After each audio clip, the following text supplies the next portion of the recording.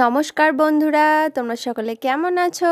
আশা করি অনেক ভালো আছো এবং সুস্থ আছো। আমিও বেশ ভালো আছি। ভিলেজ মনশ্রীর আর একটি নতুন ব্লগে তোমাদেরকে জানাই অনেক স্বাগত। আজকে আমরা চলে যাচ্ছি শ্রীগুরুর মহোৎসবে। তো জায়গাটা হচ্ছে মুড়াগাছার কলোনি পাড়াতে। আমার বাড়ি থেকে মাত্র 2 কিলোমিটারের রাস্তা, তাই আমরা মা মেয়ে মিলে টোটোতে করে চলে যাচ্ছি। সাথে বাবাও ছিল আর আমাদের গোপু সোনারাও ছিল। মুড়াগাছার কলোনি পাড়াতে অনেক শ্রীগুরুর ভক্তবৃন্দ আছে। তো প্রত্যেক বছর বাৎসরিক অনুষ্ঠান হয়। তো এখানে অনেক ভক্তবৃন্দের সমাগম হয়, নাম সংকীর্তন হয়, 3-4 দিন যাবৎ অনুষ্ঠান হয় এবং ভক্তবৃন্দের সেবা হয় এবং জল দান হয়। এটা সব থেকে বড় আমার কাছে অনেক ভালো লেগেছে যে জল সত্র মানে জল দান করা। এই জ্যৈষ্ঠ মাসে জল দান করার মতো পূর্ণ আর বোধহয় কোনো কিছুতে হয় বলে আমার মনে হয় না। কত লোকজন রাস্তাঘাটে কত দূর দূরান্ত থেকে আসছে, এসে যদি 1 গ্লাস জল পায় তাদের আত্মাটা সত্যিই ভরে যায়। তো আমরা ফাইনালি পৌঁছে গেছি শ্রীগুরুর সঙ্গে। এখানে অনুষ্ঠানটা হচ্ছে, তো এখানে নাম সংকীর্তন হচ্ছে আর ওই সাইডটায় মানে এই জায়গাটায় হচ্ছে জলদান, জলসত্র। তো জলসত্রটা আমার এক গুরুদাদাই রেখেছিলেন। তো এনাদের সঙ্গে কাজ করতে পেরে আমি অনেক আনন্দ পেয়েছি। জলদান মহৎ দান, আমাদের প্রত্যেকেরই উচিত জ্যৈষ্ঠ মাসে জল দান করা। এই প্রখর রোদের তাপে মানুষের মুখে 1 গ্লাস জল তুলে দিতে পারলে অনেক পূর্ণি হয়। আমাদের এখানে শরবতের সঙ্গে দেয়া হচ্ছিল লাড্ডু। এইটুকুই কে দিতে পারে। আমার তো অনেক ভালো লেগেছে এনাদের কাজকর্ম। আর এনাদের মধ্যে একটা জিনিস আমার খুবই ভালো লেগেছে, ছোট বাচ্চা থেকে বড় যারা আছে সবাই ধুতি পাঞ্জাবি পরেছে। মানে একদম ছোট্ট বাচ্চা তাকেও ধুতি পরানো হয়েছে এবং অনেক বয়স্ক যুবক ছেলে যারা আছে প্রত্যেকেই ধুতি পরেছে। এই জিনিসটা আমার খুবই ভালো লেগেছে। আমাদের বাঙালির সংস্কৃতিটাকে এরা সুন্দরভাবে বজায় রেখেছে। অনেকে সেটা রাখে না। তো যাই হোক, এখানে মা, আমি এবং আমার এক বন্ধুর সঙ্গে দেখা হয়ে গেছিলো।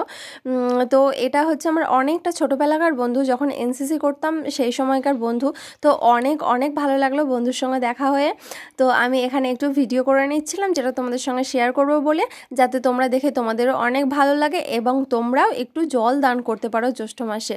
তোমাদের কাছেও আমি এইটুকু রিকোয়েস্ট রাখবো, তোমরা প্লিজ জল দান করো, এতে অনেক ভালো হবে। তারপরে আমার এক বান্ধবীর সঙ্গেও দেখা হয়ে গেছিলো। এটা হচ্ছে আমার থেকে একটু সিনিয়র, তবুও বান্ধবী বলতে পারো, একসঙ্গে এনসিসি করতাম। বন্ধু বান্ধবীদের সঙ্গে দেখা হয়ে অনেকটা ভালো লাগলো। আর এখানে দেখো অনেক মানুষজনদের সেবা দেওয়া হচ্ছে, অনেক ভক্তবৃন্দ, মানে সকাল থেকে রাত পর্যন্ত এখানে সেবা দেওয়া হয়। 4 দিন যাবৎ এখানে সেবা কার্য চলে। তো আমরাও এখানে প্রসাদের লোভে বসে পড়েছি। তো এত দূরে এসেছি আর প্রভুর প্রসাদ পাবো না, এটা হয়? তো যাই হোক, আমরা প্রসাদ নেওয়ার জন্য এখানে বসে গেছি। তো প্রথমে আমাদেরকে দিয়ে দিয়েছে একটা শাল পাতা এবং পাতাটা ধুয়ে নেওয়ার জন্য জল।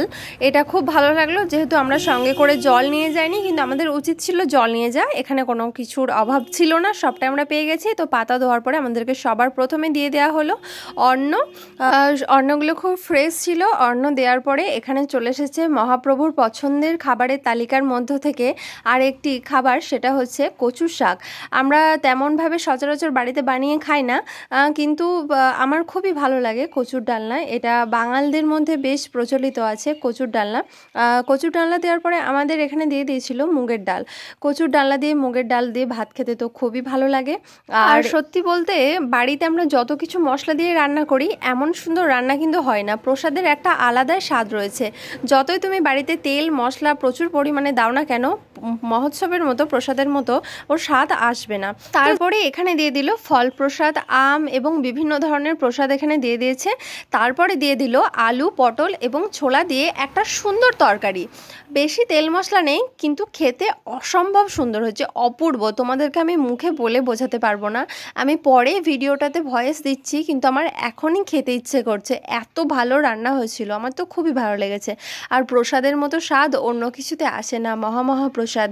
তো যাই হোক, তারপরে আমরা ফল প্রসাদটা খেয়ে নিচ্ছিলাম।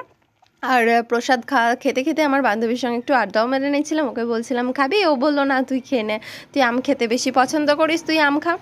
তো যাই হোক ফল প্রসাদটা খেয়ে নিলাম আর তারপরে আমাদেরকে দিয়ে দিয়েছিল একটা রসগোল্লা। তো আমি রসগোল্লাটা পুরোটাই মুখে পুড়ে খেয়ে নিয়েছিলাম, সত্যি অসম্ভব। যাই হোক এই অনুষ্ঠানে সামিল হতে পেরে আমার অনেক ভালো লেগেছে, অনেক আনন্দ পেয়েছি। পরবর্তী সময়ে আবার যাব। আজকে এই পর্যন্তই, সূর্য প্রায় ডুবে ডুবে যাচ্ছে, এবার আমাদেরকেও বাড়ি যেতে হবে। তো ভিডিওটি ভালো লাগলে অবশ্যই লাইক, কমেন্ট, শেয়ার এবং আমার চ্যানেলটিকে সাবস্ক্রাইব করে আমার পাশে থাকবেন। আবারও ফিরে আসছি নতুন একটি ভিডিওর সঙ্গে, ততক্ষণে তোমরা অনেক অনেক ভালো থেকো এবং সুস্থ থেকো। টাটা।